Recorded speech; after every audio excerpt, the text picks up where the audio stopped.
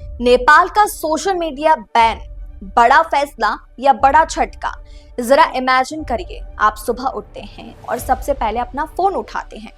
आप WhatsApp check करना चाहते हैं लेकिन खुलता ही नहीं। इंस्टाग्राम, फेसबुक, यूट्यूब सब साइलेंट। कोई वीडियो ही नहीं, कोई चैट नहीं, कोई न्यूज अपडेट नहीं। नमस्कार साथियों, मेरे मिशन विश्वकर्मा और आप देख रहे हैं बतंगड़। सोचिए, आज के समय में यह कितना बड़ा शौक होगा, क्योंकि सच कहा जाए तो सोशल मीडिया अब हमारी बेसिक नेसेसिटी बन चुकी है। काम से लेकर एंटरटेनमेंट तक और फैमिली कॉल से लेकर न्यूज अपडेट तक हर चीज इसी पर निर्भर है। और यही रियलिटी आज नेपाल के लोग झेल रहे हैं। नेपाल सरकार ने 26 बड़ी सोशल मीडिया प्लेटफॉर्म्स को तत्काल प्रभाव से बैन करने का आदेश जारी कर दिया है। जी हाँ, Facebook, Instagram, WhatsApp, YouTube, messenger, Twitter जिसे हम एक्स कहते हैं, लिंक्डइन, रेडिट, स्नैपचैट, सभी 26 से बड़ी ग्लोबल प्लेटफॉर्म्स पर रोक लगा दी गई है।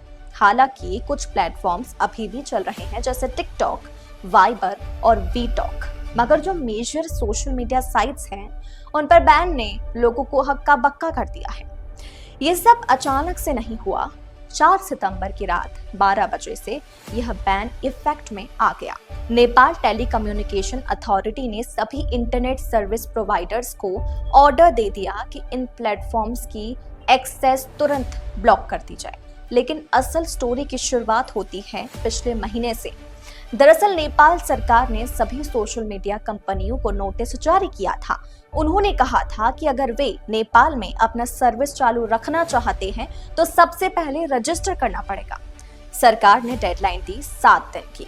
यह डेडलाइन खत्म हुई 3 सितंबर को, लेकिन ज्यादातर कंपनियों ने इस नोटिस को पूरा इग्नोर ही कर दिया और रजिस्ट्रेशन नहीं कराया। इसके बाद नेपाल की सुप्रीम कोर्ट ने भी कहा कि सोशल मीडिया प्लेटफॉर्म्स को सरकार के नियम मानने होंगे, रजिस्टर करना होगा और नेपाल के अंदर एक लोकल कॉन्टैक्ट ऑफिसर और ग्रीवियंस हैंडलिंग ऑफिसर नियुक्त करना होगा, ताकि जनता की शिकायतें और सरकार की चिंताएं समय पर हल हो। इसी के आधार पर 4 सितंबर की रात बैन इफेक्ट में आ गया। कहानी यहाँ से और दिलचस्प हो जाती है। नेपाल सरकार ने 2023 में एक डायरेक्टिव जारी किया था, जिसे directive regarding the management of use of social media कहा गया। इसमें साफ तौर पर लिखा गया था, किसी भी सोशल मीडिया कंपनी को नेपाल में सर्विस चलाने के लिए नेपाल सरकार के साथ रजिस्टर होना पड़ेगा। कंपनियों को नेपाल में एक लोकल कॉन्टैक्ट ऑफिसर रखना पड़ेगा, ताकि अगर सरकार को कोई दिक्कत हो तो तुरंत उनसे संपर्क किया जा सके। प्लेटफॉर्म को एक ग्रीवियंस हैंडलिंग ऑफिसर भी नियुक्त करना होगा, ताकि यूजर्स अपनी शिकायत दर्ज कर सके। मगर फेसबुक, एक्स, यूट्यूब जैसी कंपनियों ने इन शर्तों को मानने से साफ इनकार कर दिया। सरकार के मुताबिक इनका रवैया नॉन कॉम्प्लिएंट था और इसी वजह से यह कड़ा फैसला लिया गया। सरकार कह रही है कि हमारा मकसद सिर्फ सोशल मीडिया को रूल्स और रेगुलेशन के अंदर लाना है। फेक न्यूज और अफवाहों पर रोक लगाने के लिए अकाउंटेबिलिटी जरूरी है। फेक अकाउंट्स पर मिस इन्फॉर्मेशन से साइबर क्राइम्स बढ़ रहे हैं, जिसका कंट्रोल होना चाहिए। सोशल हार्मोनी और लॉ एंड ऑर्डर बनाए रखने के लिए कंपनियों पर जिम्मेदारी आनी चाहिए। सरकार चाहती है कि अगर कोई कंटेंट लोकल कानूनों का उल्लंघन करता है तो उस पर तुरंत कार्रवाई हो सके। कुछ महीने पहले नेपाल में मोनार्किस्ट प्रोटेस्ट यानी राजशाही की वापसी की मांग को लेकर बड़े प्रदर्शन हुए थे। उस दौरान सोशल मीडिया पर अफवाहें और गलत खबरें खूब फैली।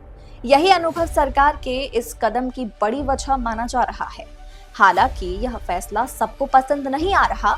फेडरेशन ऑफ नेपाली जर्नलिस्ट ने इस आदेश को प्रेस फ्रीडम और राइट टू इंफॉर्मेशन पर हमला बताया है।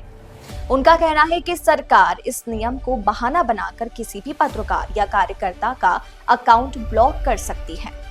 क्रिएटर्स और फ्रीलांसर्स को डर है कि इससे उनकी कमाई रुक जाएगी। फेसबुक ने हाल ही में नेपाल में मोनेटाइजेशन प्रोग्राम शुरू किया था। हजारों लोकल क्रिएटर्स रील्स, स्टोरीज और वीडियो से पैसा कमा रहे थे। अब उनकी इनकम 0 हो जाएगी। बिजनेसेस जो सोशल मीडिया पर प्रमोशन और मार्केटिंग पर निर्भर थे, उन्हें एक बड़ा झटका लगेगा। 7 मिलियन से ज्यादा नेपाली नागरिक विदेश में रहते हैं। वे व्हाट्सएप और मैसेंजर के जरिए अपने परिवार से जुड़े रहते हैं। अब उनका कम्युनिकेशन डिसरप्ट होने वाला है।